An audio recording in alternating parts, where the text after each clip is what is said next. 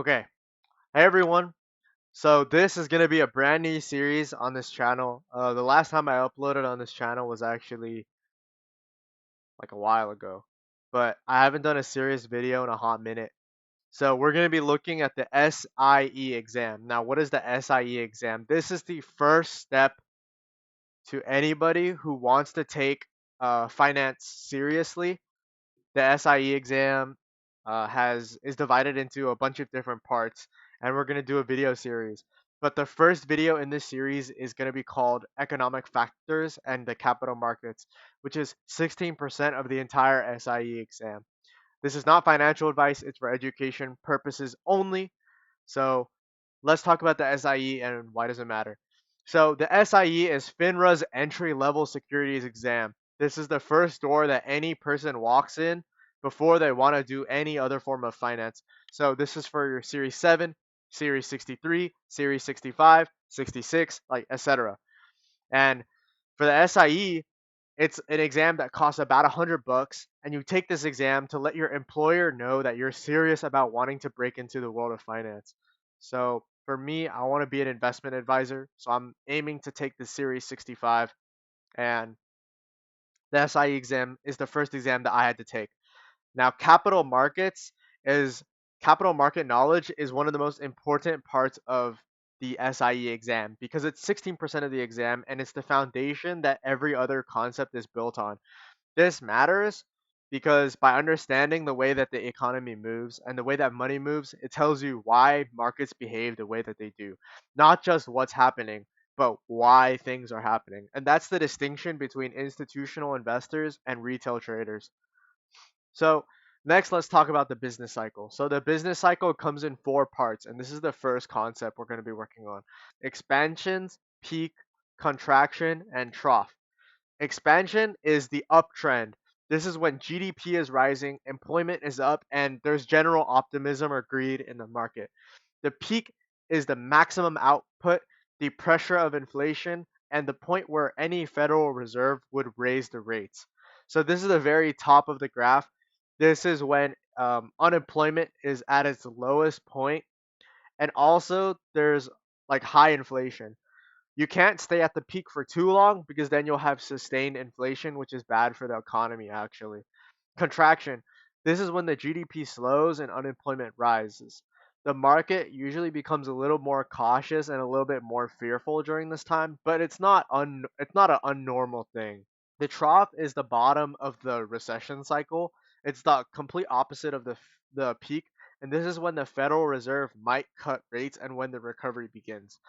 The key exam point that you're looking forward is how the stock prices move with expansion, peak, contraction, and trough. That's the key indicator that you need to look for on this test. In terms of monetary policy is controlled by the Federal Reserve. Fiscal policy is controlled by the Senate. Monetary policy is the Fed interest rate, the reserve requirement, and as well as market operations. So, what that means, practically speaking, for the exam is the interest rate is what the Federal Reserve charges banks to loan money. Raising it slows down the economy, while cutting it stimulates growth in the economy. For example, if you wanted to buy a car and you had an interest rate of 20%, there's a chance that you won't buy the car. But if the interest rate is only 4%, you might buy the car because the stock market returns an average of 8% a year. So 3.99% interest rate on a car does not sound that bad. That's kind of how cutting the interest rate stimulates the economy. The reserve requirement is how much each bank must hold in reserve versus how much the bank can invest or lend out. So, for example, if the reserve requirement's around 10%, that means for every dollar that a bank gets, it has to keep 10 cents. And the other 90 cents in the dollar, it can like invest, it can loan out, it can do whatever it wants with it. The next is the open market operations. The Fed could buy or sell treasury securities in order to affect the money supply. Remember that when the rates rise, the bond prices fall, and cutting rates equals an increase in the bond price, which is an inverse relationship. Concept number three is fiscal policy, which is controlled by Congress and the president. We can increase government spending, which generally expands the economy. We can cut taxes, which generally expands the economy.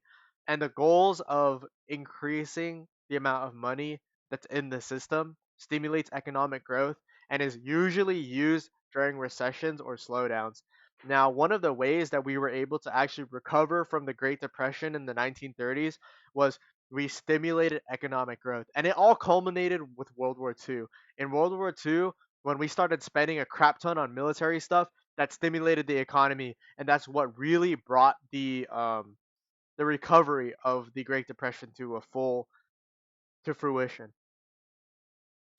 Now, contractionary fiscal policy is decreasing government spending and as well as raising taxes to pull money out of the economy.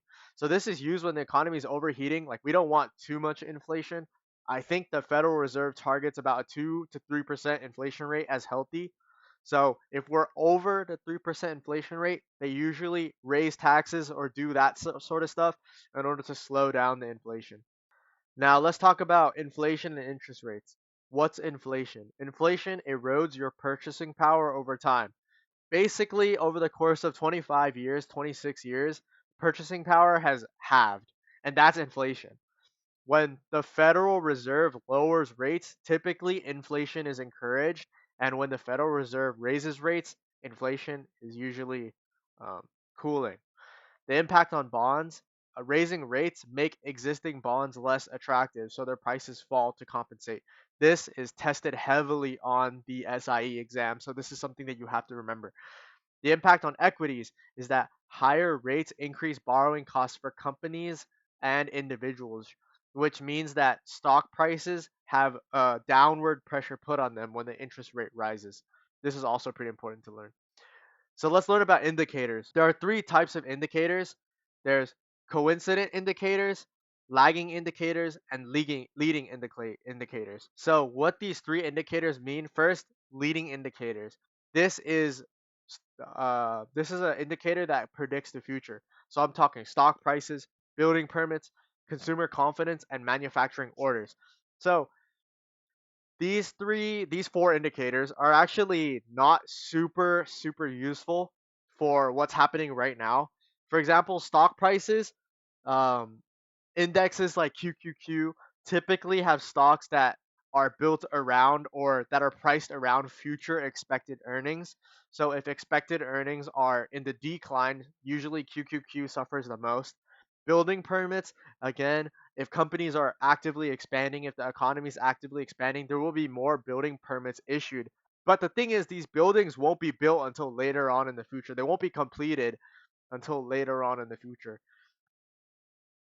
which is the reason why building permits are such a big deal in the leading indicators. The next is consumer confidence. This one, again, doesn't really matter that much because in the current day, we have the lowest consumer confidence out of any point in the last 30 years. However, the stock market is at an all time high and it hits all time highs consistently about 50% or more of all trading days. The next is manufacturing orders. Again, this is more like companies that hold inventory, how much inventory they actually need. That's a leading indicator. Lagging indicator confirms what actually happened. So the problem with lagging indicators is that, yeah, you can point at them and say, yes, unemployment's high, but in order for the unemployment to be high, the companies that exist in the stock market actually have to struggle first. CPI, same thing. Prime interest rate, same thing. Corporate profits, same thing. Corporate profits aren't a good indicator until after the events already happened. That's why lagging indicators, yes, they confirm what already happened, but they're not going to predict the future. Coincident reflects what's happening right now.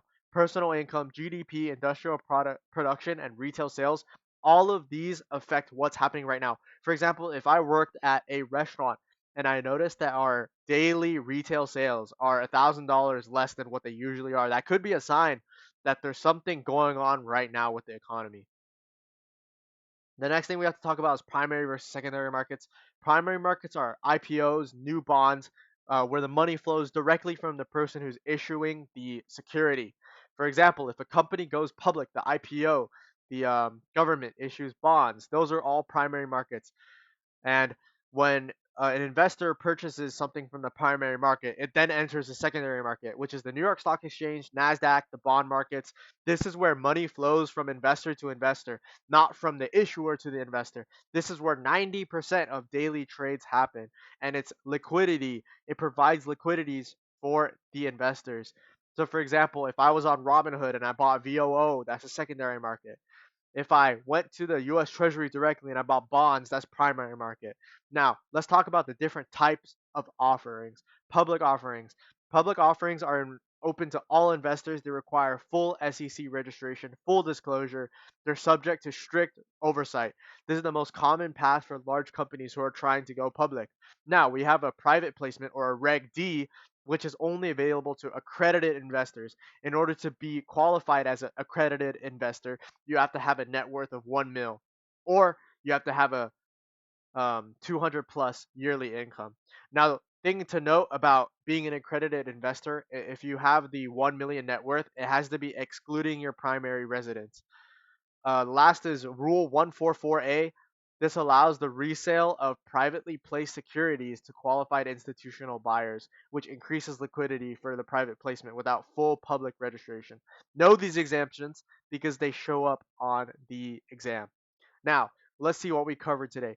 We covered the business cycle, monetary policy, fiscal policy, inflation, economic factors, primary, secondary markets, and types of offerings. Let's do some practice questions. These practice questions, we're going to have 5 of them. They're going to go from easy, medium to hard and hard. So let's do the first one. The first one's easy. Which of the following best describes the trough phase of the business cycle? I'm going to give you a couple seconds to answer this. All right. So B is the correct answer. The lowest point of economic activity after which recovery begins. If you want to see why the others are wrong, here are the reasons. And let's do the next question. The Federal Reserve raises interest rates by 0.5%. What is the most likely effect on the existing bond prices? Go ahead, I'll give you time to answer this. Existing bond prices will decrease due to inverse price relationship. Remember, the price between bonds and rates are inverse. This is one of the most tested concepts on the SIE. When the interest rate rises, the new bond has a higher yield, making it more attractive than the previously issued bonds. Question 3. A country is experiencing persistently high inflation. What combination of policy actions would be best to address the situation? High inflation. Go ahead and answer this question. I'll give you a little bit of time. The correct answer is B. The Fed raises rates and Congress raises taxes. This is to keep money out of the system. When money gets out of the system, inflation cools, the economy sort of stalls a little bit, and both of these actions together would cool an overheating economy. Dual policy response to inflation. Medium hard. An economist is analyzing data to predict whether the economy is headed over the next 6 months, where the economy is headed, sorry. Which of the following data sets would be the most useful for this purpose?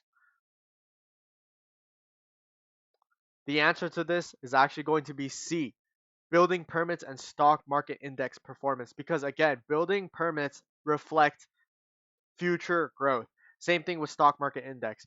Most weighted indexes, such as VOO or QQQ, are heavily weighted on companies that rise or fall based on projected earnings, projected revenue streams, projected everything. It's about the future. Hard. A startup raises 8 million by selling equity to only high net worth individuals, filling out a Form D with the SEC, but not registering the public offering. 6 months later, a large asset manager wants to acquire a block of these shares. Under which rule would this secondary transition be most permitted? The answer to that is going to be B, which is the Rule 144A. We talked about this. The 144A permits the resale of the restricted securities to qualified institutional buyers. Again, this provides liquidity without triggering the full public registration requirement. Anyways, how did you score? If you got a 5 out of 5, SIE, here you come. If you got a 3 or a 4, you have a good foundation, but you got to review what you missed. If you got a 1 or a 2, low key, rewatch this video and try again. Thank you guys so much for watching. Stay tuned for the second video that's going to drop soon. The next video is going to come very, very quickly, guys. And I'm trying to prepare you as fast as possible for the SIE exam. So, with all that being said, thank you so much for watching, and I'll see you in the next one. Goodbye.